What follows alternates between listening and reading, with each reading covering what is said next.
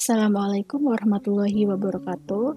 Pada kesempatan kali ini, saya dan rekan saya Ardi Sunardi ingin memaparkan materi mengenai graf dan representasi graf.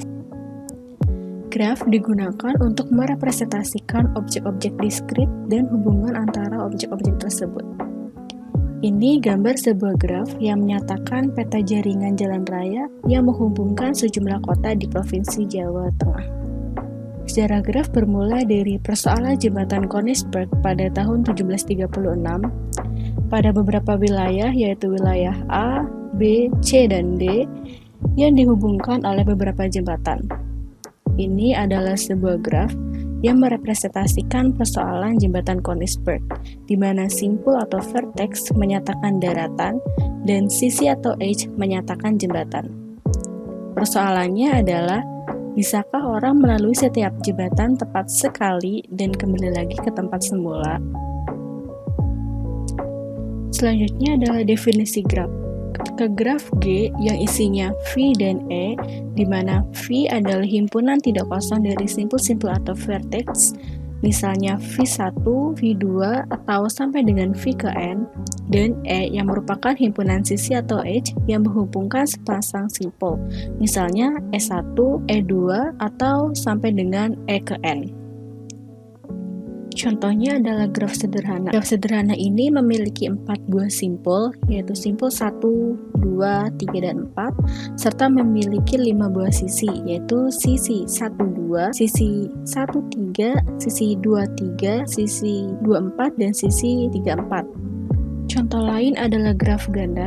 Pada graf ganda ini memiliki 4 buah simpul, yaitu simpul 1, 2, 3, dan 4, dan memiliki sisi yang lebih banyak, yaitu sebanyak 7 buah sisi. Pada graf ganda ini, sisi E yang menghubungkan 1 dan 3 dan sisi E yang menghubungkan 1 dan 3 dinamakan sisi ganda atau multiple edge atau parallel edge karena kedua sisi ini menghubungkan dua buah simpul yang sama, yaitu simpul 1 dan simpul 3.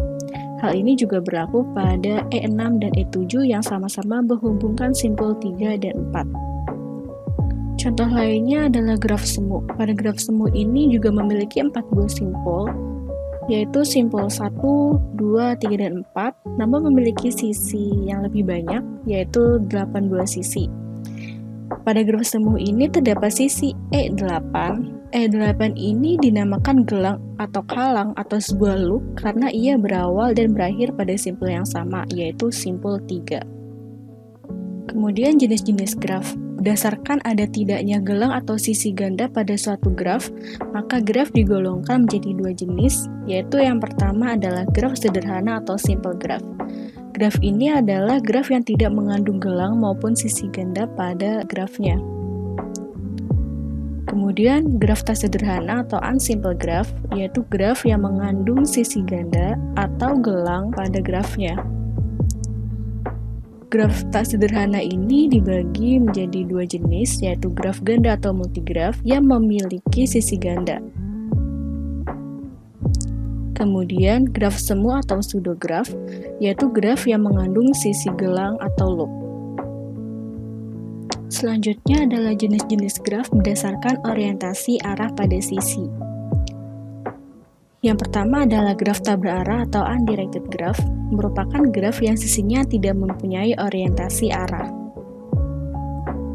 Kemudian adalah graf berarah atau directed graph, merupakan graf yang setiap sisinya diberikan orientasi arah atau sebuah tanda panah.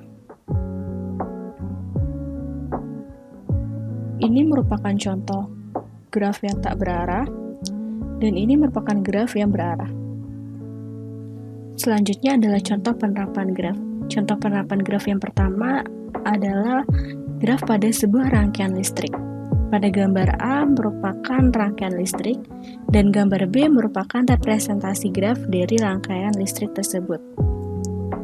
Kemudian isomer senyawa pada kimia karbon, dan jejaring makanan. Selanjutnya adalah pembahasan representasi graf yang akan dijelaskan oleh rekan saya, yaitu Ardi Sunardi. Baik, kali ini yang akan kita pelajari dari graf yaitu representasi graf. Bagian yang pertama dari representasi graf itu ada metrik ketetanggaan. yaitu matrik yang bernilai 1 jika simpul I dan J bertetangga, dan 0 jika simpul I dan J tidak bertetangga. Bisa kita lihat pada matrik sederhana berikut. Untuk simpul 1, dia memiliki tetangga yaitu simpul 2 dan 3. Bisa kita lihat pada kolom berikut, simpul 2 dan 3 mempunyai nilai 1 dan 1. Kemudian untuk simpul yang lain ataupun kolom yang lain, dia bernilai 0 karena tetangga dari simpul ataupun sisi yang satu ini beliau mempunyai tetangga 2 dan 3. Sehingga simpul yang lainnya 0, tapi untuk simpul 2 dan 3 bernilai 1. Kemudian pada contoh berikutnya bisa kita lihat simpul 5 ini beliau tidak mempunyai tetangga, hingga baris atau kolomnya dia tidak memiliki nilai ataupun tidak memiliki tetangga, nilainya kosong di sini. Lain lagi pada matrik berarah seperti ini. Matrik ganda berarah ini berbeda tergantung arahnya. Misalnya dari matrik 1 hanya ada satu buah keluar, maka dia hanya bernilai 1, yaitu 1 ke 2. Kemudian sebaliknya dia ataupun sisi nomor 2 dia mengarah ke kolom 1, kolom 3 dan kolom nomor 4 ataupun baris yang keempat. Bisa kita lihat di sini. Sedangkan untuk graf semu seperti ini, dia memiliki loop di dalamnya dan juga bernilai ganda. Contohnya, untuk simpul 1, dia memiliki dua sisi ke arah simpul 2. Hingga pada kolom di bawah, 1 ke 3 dia memiliki nilai 2. Sedangkan ke simpul 2, dia cuma memiliki satu arah, hingga nilainya cuma 1. Selanjutnya, derajat tiap simpul juga dapat kita hitung dengan matrik ketetanggaan, yaitu dengan menjumlahkan pada semua ataupun pada tiap baris tersebut. Itu untuk graf tak berarah. Kemudian untuk graf berarah, kita akan menentukan dua buah derajat, yaitu derajat in dan derajat out. Untuk derajat in yaitu adalah jumlah nilai pada kolom J, dan derajat out adalah jumlah nilai pada baris. Contohnya untuk graf berikut, dia memiliki matrik ketetanggaan di sebelah kanan, yaitu jumlah derajat pada baris A adalah jumlah dari keseluruhan yang ada pada baris A tersebut. Itu ada 12 dan 10. Kemudian selanjutnya adalah matrik bersisian atau incidence metric, yaitu nilai 1 jika simpul I bersisian dengan sisi J, dan 0 jika simpul I tidak bersisian dengan sisi J. Contohnya bisa kita lihat pada graf berikut. Simpul 1 ini bersisian dengan simpul E1, E2, E4, maka dia akan bernilai 1, 1, 0, 1, 0. Cara ketiga untuk merepresentasikan graf itu adalah dengan senarai ketetanggaan atau adjacency list. Contohnya pada graf berikut, simpul 1 dia mempunyai tetangga ataupun bertetanggaan dengan 2 dan 3. Nah, pada contoh yang ini simpul 5 dia tidak memiliki tetangga, jadi dia tidak mempunyai nilai ataupun tetangga. Agak berbeda dengan graf berarah yang ini ya. Yang dihitung sebagai tetangga yaitu simpul yang dituju oleh simpul tersebut. Contohnya ini adalah simpul 1, dia hanya memiliki satu simpul keluar, yaitu menuju simpul 2. Begitu ataupun yang lainnya. Simpul 2 dia memiliki arah ke simpul 1, simpul 3, dan simpul 4. Selanjutnya adalah contoh soal dan pembahasannya. Contoh soal yang pertama adalah nyatakan graf di bawah ini ke dalam matriks hubung. Graf tersebut terdiri dari 4 titik, yaitu titik 1 sampai dengan titik 4. Sehingga matriks hubungnya adalah matriks 7 sangkar 4x4. Jadi bentuk matriksnya adalah sebagai berikut.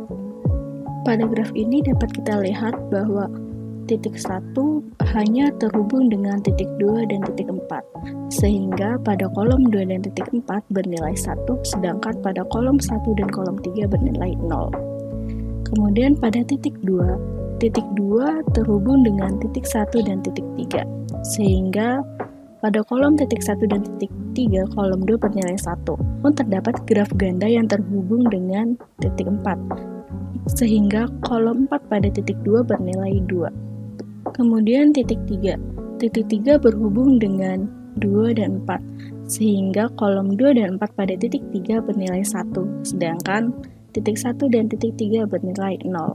Kemudian untuk titik 4, karena titik 4 terhubung dengan titik 1, titik 2, dan titik 3, sehingga kolom pada titik 1 bernilai 1, kolom pada titik 3 bernilai 1, dan kolom pada titik 2 bernilai 2 karena titik 4 dengan titik 2 terhubung dengan graf ganda.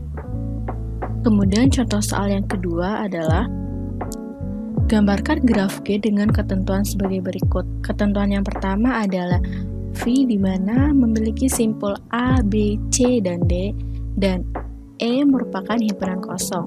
Kemudian poin B, V merupakan 1, 2, 3, 4, 5, 6, dan 7, dan E memiliki isi 1, 1, 1, 2, 3, 7, 3, 5, 6, 7, dan 7, 7. Langsung kita jawab saja. Vertik ataupun titik G itu adalah A, B, C, dan D.